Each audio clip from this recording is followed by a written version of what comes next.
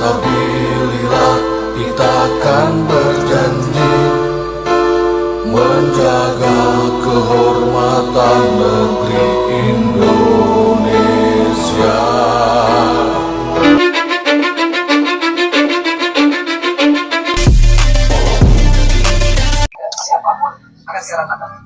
Polemik nasab yang sudah bergulir 3 tahun ini banyak menyadarkan kita semua, ya kan?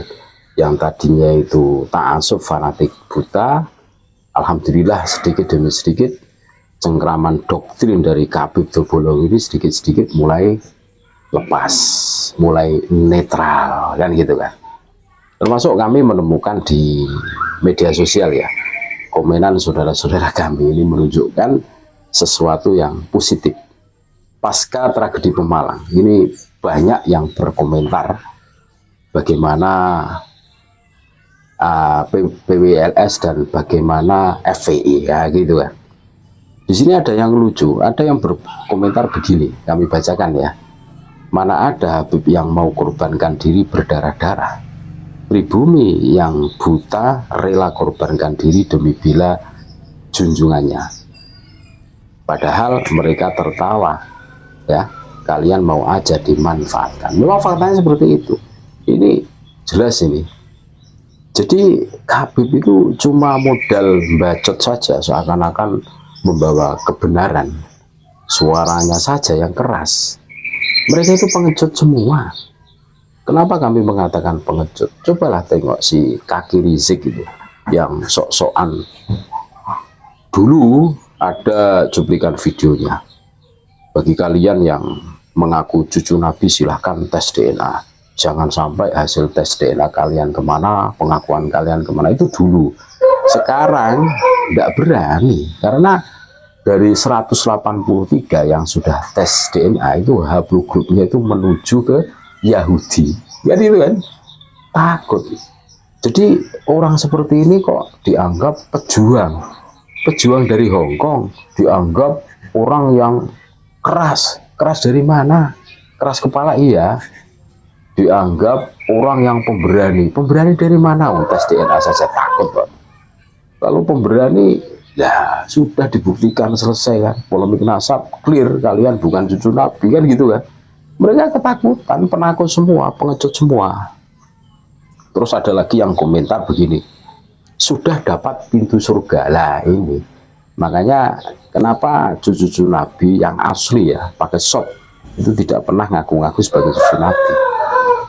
Karena bisa seorang itu terkena sifat takabur, seakan-akan prioritas masuk surga, atau seakan-akan sudah mendapatkan kapling di surga.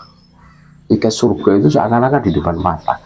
Sehingga kita tengoklah perilaku-perilaku para Khabib itu. Kita mencari Khabib yang hafal Quran itu setengah mati. Wah, susahnya setengah mati.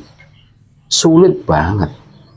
Khabib yang ngalim dari segi ilmunya, ilmu agamanya, wah, sulitnya setengah mati.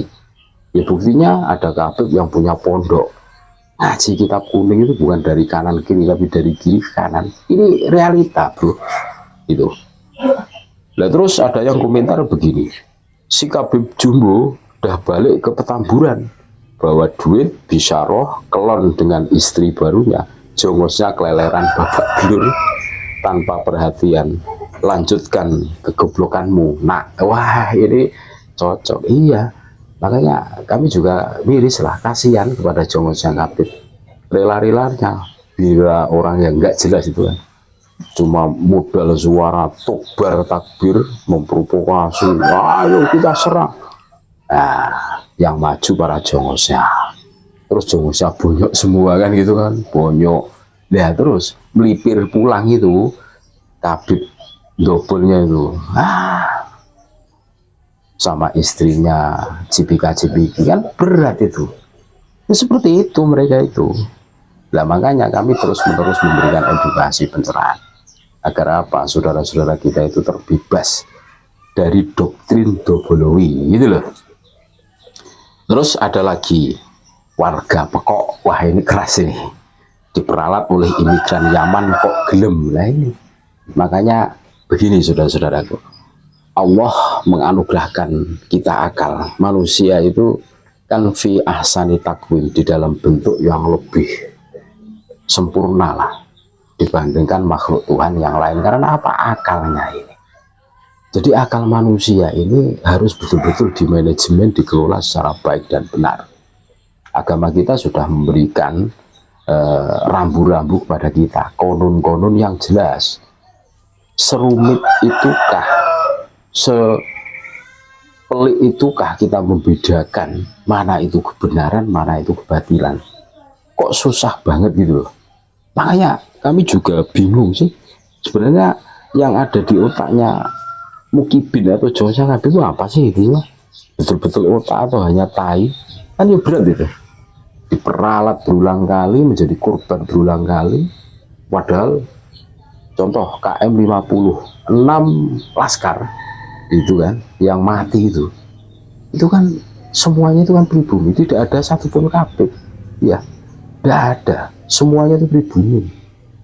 Kabibnya cuma bilang begini, lagi diperebutkan 63 bidadari katanya, terus matinya itu syahid katanya, syahid dari Hongkong, mati sangit, iya gitu. Semua orang kalau bilang diperebutkan 63 bidadari, semua orang bisa. Terus bilang matinya itu mati syahid, bisa. Cuma ya anehnya itu para Jongo sih tetap tidak bisa move on loh. Diperalat berulang kali, sama dengan tragedi Pemalang gitu. Memang di media sosial tidak di move kan bahwa pihak FPI, Sakera ataupun GBK itu tidak ada yang terluka, seakan-akan mereka itu di atas angin bisa memukul mundur PWI, terus yang bonyok itu PWI semua. Orang kalau urusan framing-framingan mereka ahli, iya kan? Tetapi faktanya itu banyak yang bonyok juga, kabibnya juga banyak yang bonyok itu kan seperti itu kan. Tapi ya itu, mari kita maksimalkan akal kita. Ingat, apa yang kita dapat itu akan dimintai pertanggungjawaban.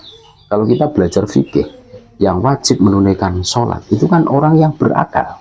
Orang gila tidak wajib bro, hanya orang yang berakal. Inilah yang membedakan. Untuk apa kita punya akal tetapi kita kebingungan untuk membedakan bainal haqqi wal batil, mana itu kebaikan, mana itu kebatilan. Jadi blunder sendiri kan, karena pola pikir yang nggak jelas atau karena mengikuti orang yang nggak jelas. Pengecut kok diikuti, ya jadinya pengecut, pecundang gitu loh. Cuma modal bacot saja, selalu diembel-embeli tobar takbir, tapi perilakunya naudzubillah min dzalik.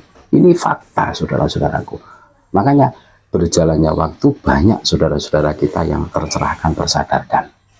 Ini jelas pukulan telak buat para kabib Dobolowi. Kami tunggu kesadaran saudara-saudaraku sebangsa setanah air. Mau pilih yang mana?